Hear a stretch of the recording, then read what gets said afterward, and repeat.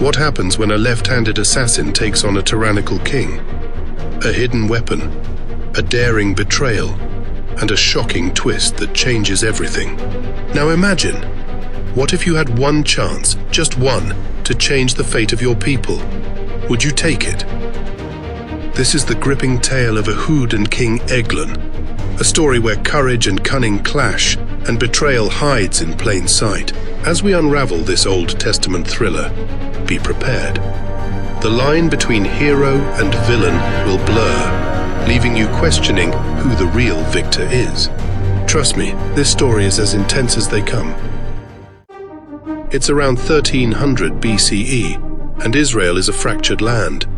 Warring city-states, shifting alliances, and Moabite oppression bearing down harder every day. King Eglon's rule isn't just oppressive, it's suffocating, like a storm cloud gathering before it unleashes chaos. But here's where things get personal.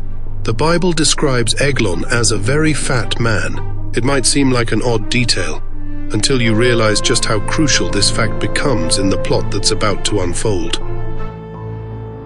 Now meet Ehud, our left-handed anti-hero. Being left-handed in his world wasn't just rare, it was a game changer. Weapons inspections only checked the left side, assuming everyone was right-handed. And Ehud? He was about to exploit that oversight with deadly precision. Every step he took toward Eglon's palace carried enormous weight.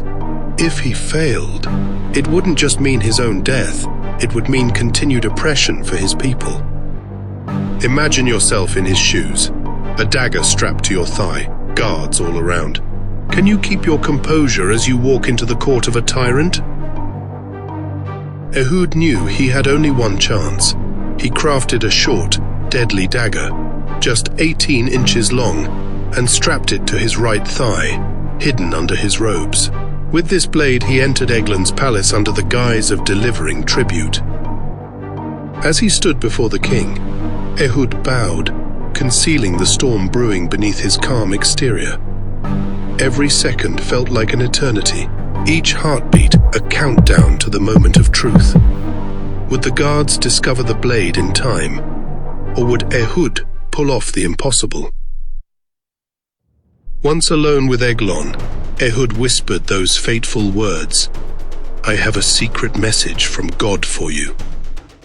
Eglon dismissed his guards, leaning in with curiosity. But the air in the chamber grew thick with tension. This wasn't just a message. This was the moment everything would change.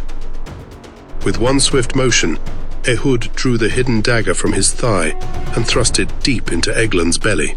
The blade vanished into the king's flesh, so deep in fact that the handle disappeared. The Bible doesn't shy away from the details here, folks. It paints a scene of brutal finality. In that instant, everything went silent.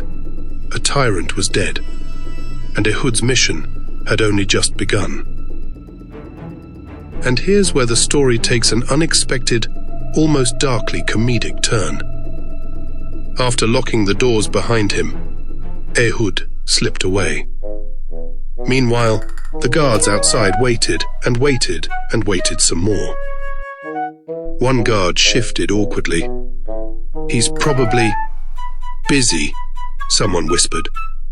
The minutes stretched into what must have felt like hours as they stood outside the chamber door, unsure whether to knock.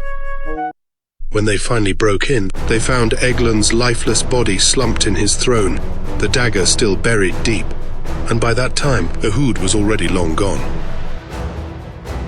Ehud didn't waste a moment. He rallied the Israelites, and together they struck the Moabites with the full force of surprise. 10,000 warriors fell under their blades, and the Moabite army crumbled without their king to lead them. Picture the battlefield, dust rising, warriors clashing, and Ehud standing triumphant. With the dawn breaking over the hills, the tide of oppression was finally over. The result? 80 years of peace. But here's a question. Would you sacrifice your soul for freedom if it meant peace for generations to come? Here's the part that makes this story truly fascinating. Ehud freed his people, but at what cost? Was this assassination justified, a necessary evil to liberate a nation? Or was it simply murder with a divine excuse? In the ancient world, political murder wasn't unusual. From the stabbing of Julius Caesar to the poisoning of emperors, rulers met their ends at the hands of those closest to them. But the Bible presents this particular assassination as divinely approved. And that's the tension we're left with. How do we judge Ehud's actions today? Does liberation justify violence? Or was this act just as brutal as the tyranny it sought to end? The Bible isn't just a collection of feel-good stories. It's packed with tales that challenge us to think deeply about morality, power, and human nature. The story of Ehud and Eglon forces us to wrestle with uncomfortable questions. What does it mean to be righteous? Can violence ever be justified? And where is the line between heroism and villainy? So, what do you think? Was Ehud justified? Or did he cross a line? Let me know in the comments.